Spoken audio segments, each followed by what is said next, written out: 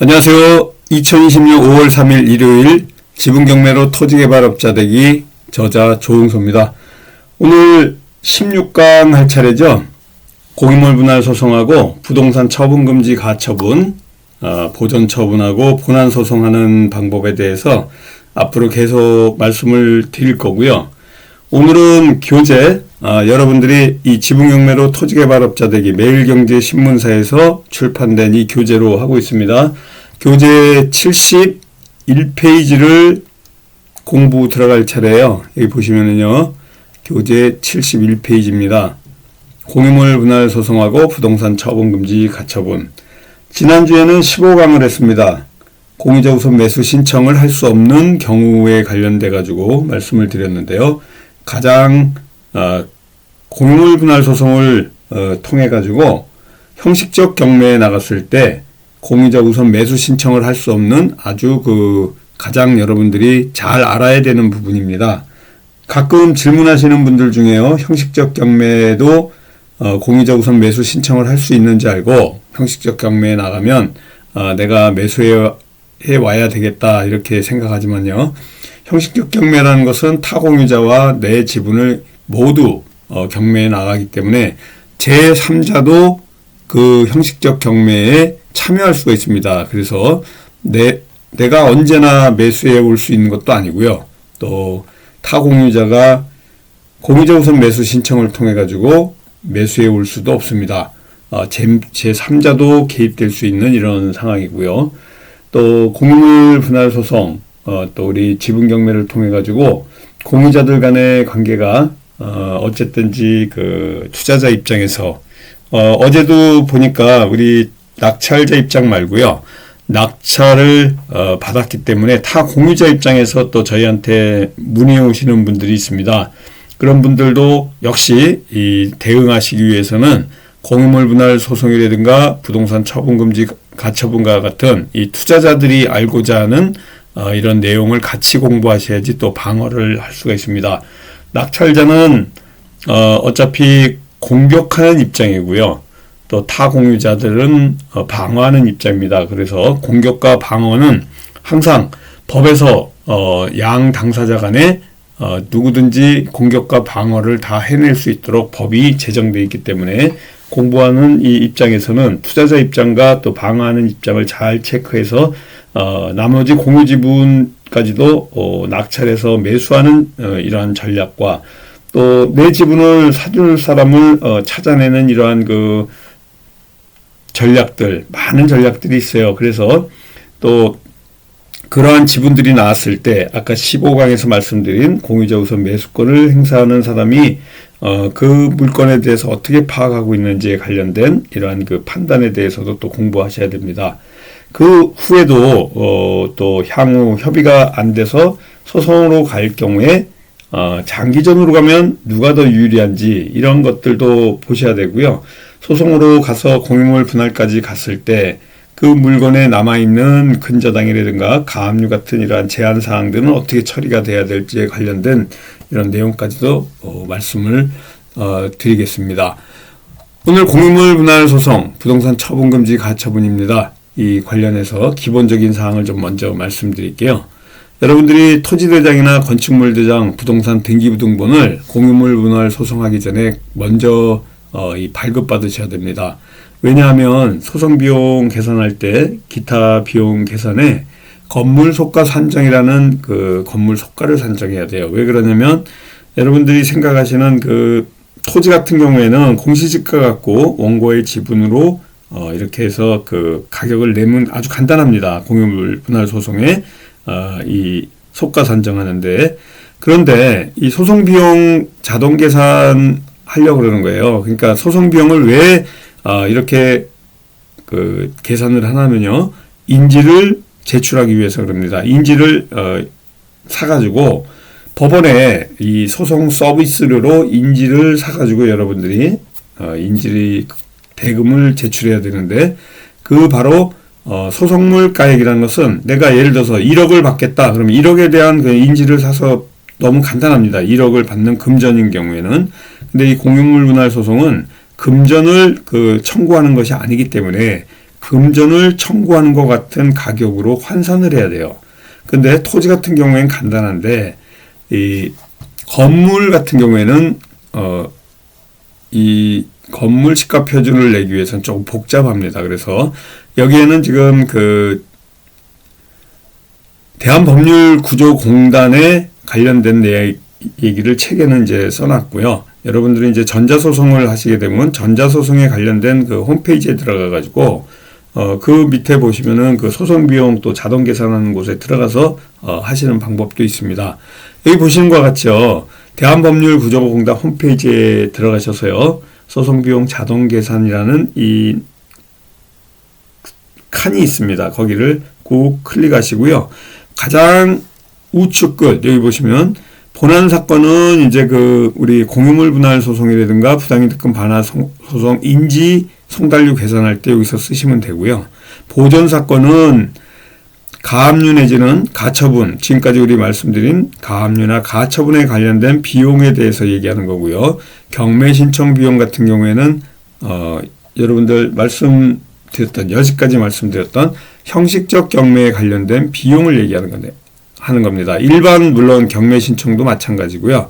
상속 지분 계산하는 것은 여러분들이 혹시 공유물 분할 소송을 통해 가지고 제가 계속 말씀드렸잖아요. 1강, 2강 처음 시작할 때도 말씀드렸지만은 상속 지분 계산하는 방법 공통분모 5로 해가지고 나눠준다는 거 잘 모르시는 분들은 앞으로 가시면 되고요. 또 공유물 분할 소송 하다 보면 사망자가 나온다거나 또 이렇게 상속인한테 어떻게 또 사망자의 그 망자의 지분 비율이 이렇게 분할이 되는지에 관련된 내용들을 또 계산할 수 있는 방법을 요 상속 지분 계산을 통해 가지고 할 수 있습니다. 기타 사건 비용 계산을 꾹 눌러주시면요, 바로 제일 우측에 일수 계산, 이자 계산이 있는데 제일 우측에 건물 소가 산정에 관련된 내용들이 이렇게 쭉 나옵니다. 건물 신축 가격, 이 책은 오래전에 만들어진 거기 때문에 2017년도께 이제 나왔지만요. 지금 여러분들이 이 대한법률구조공단의 소송비용 자동계산으로 들어가시면요, 자동으로 2020년 올해의 신축 건물 가격이 나옵니다. 이 건물 소가 산정은요, 여러분들이 공유물 분할 소송할 때 건물의 가격, 건물의 소가는 따로 또 산정하고 플러스 건물 토지를 같이 하게 되면 건물 소가 플러스 토지 소가까지 같이 작성해가지고 합해서 그 총합을 내셔야 돼요. 토지에 대해서 너무 쉽기 때문에 계산 안 하셔도 됩니다. 이런 계산기를 통해서 토지 공유 지분 곱하기 원고의 지분 곱하기 면적 하시면은 그냥 이 토지 소가가 나오는 간단한 방법이고요. 건물 소가 같은 경우에는 금액이 딱 확정이 되어 있지 않기 때문에 이렇게 신축 건물 기준 가격과 적용 지수, 위구용이라고 외우세요. 위치 지수, 구조 지수, 용도 지수를 통해 가지고 이렇게 여기에 여러분들이 바로 건축물 대장과 또 토지 대장과 부동산 등기부등본을 통해 가지고 이런 그 부분에 용어들을 알아서 집어넣으시면 됩니다. 잘 모르시면 이 항목 보기를 누르면 전체 내용들을 알 수 있게 설명이 되어 있습니다. 이 신축 건물 기준 가격 같은 경우에는요, 매년 국세청에서 건물 신축 가격에 관련된 얼마가 책정되어 있다고 아예 상수로 정해져 있습니다. 그래서 2020년도 지금 아마 76만 원으로 알고 있는데요. 2017년도에 67만 원이 물가가 이렇게 그 상승함으로 해가지고 올라가는 이런 경우입니다. 그리고 경과년수별, 장가율, 건물 구조와 몇 년도에 만들었기 때문에 이 건물은 좀 감가상각을 해야 되겠다. 이러한 내용입니다. 면적을 넣으시고요. 가감산 특례. 잘 모르시면 항목 보기 눌러주시면 됩니다. 이것까지 다 설명하려고 그러면 너무 많은 시간이 걸리기 때문에 여러분들이 이거 하나하나 꼼꼼하게 보시면요. 조금 전에 제가 말씀드린 것 같이 공유물 분할 청구 소송, 대금 분할을 해달라는 공유물 분할 청구 소송을 할 때 바로 이 건물 소가 또 토지 소가 계산하는 이런 방법들을 여러분들이 가장 빨리 계산할 수 있는 방법이고요.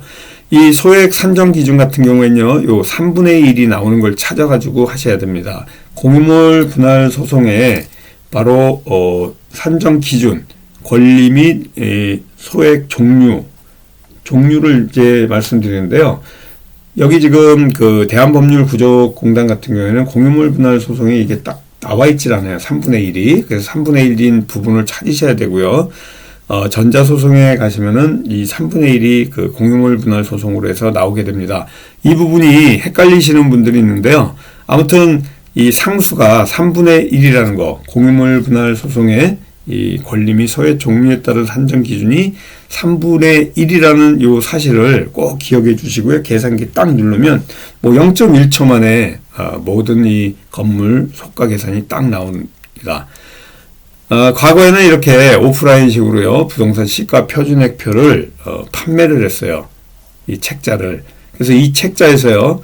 이 하나하나 숫자를 다 찾아가지고 오프라인에서 여기 그 소장에 보시면 알겠지만은 이런 그 건물 여기 보시는 시가 표준 67만 원, 구조지수, 용도지수, 위치지수를 이렇게 찾으셔서 구조지수는 1, 용도지수는 1, 다세대주택 같은 경우는 1이에요.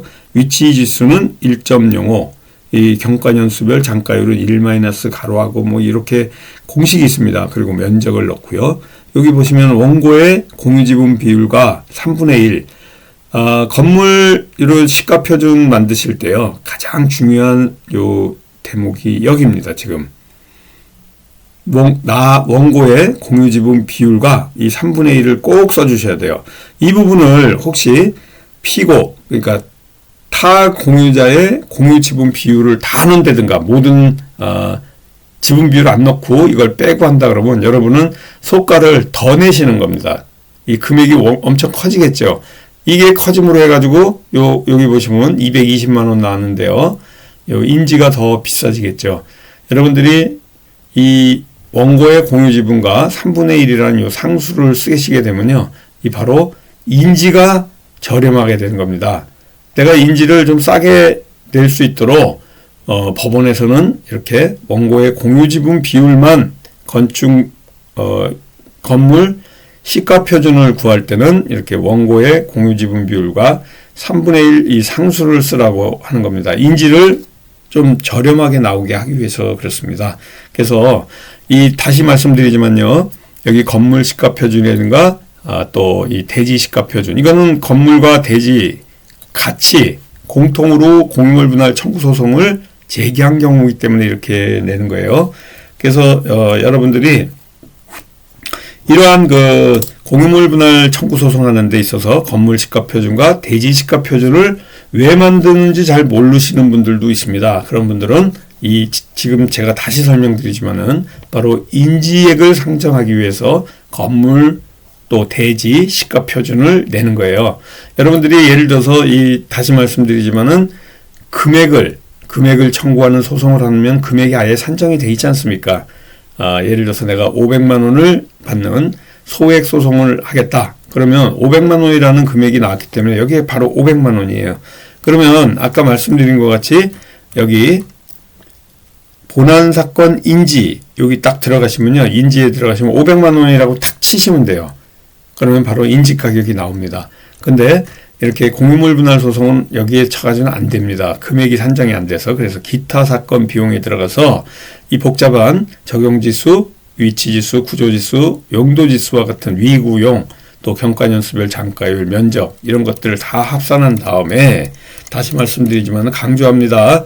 원고의 공유지분 비율과 3분의 1 바로 이 지분까지 다 맞히는 이러한 이것을 머릿속에 프로세스를 딱 두셔야 돼요. 잠깐 밴드 설명을 좀 드리고 나가겠습니다. 지분경매, 소송, 협상에 관련된 밴드예요. 여러분들이 실명으로 들어오시면은 여기에서 많은 이제 정보를 얻으실 수가 있습니다.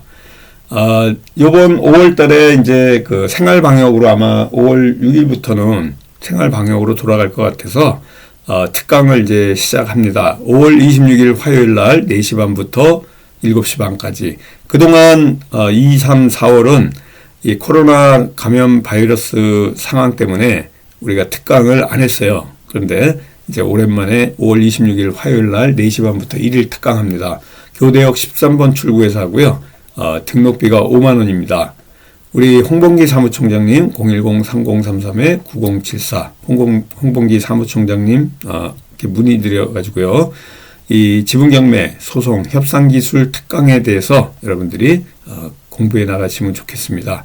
지금 말씀드리는 이 유튜브보다는요, 아주 그 일목요연하고 여러분들이 꼭 알아야 되는 이러한 내용들, 소송과 협상에 관련된 아주 업그레이드된 이러한 그 프로세스에 대해서 말씀을 드릴 겁니다.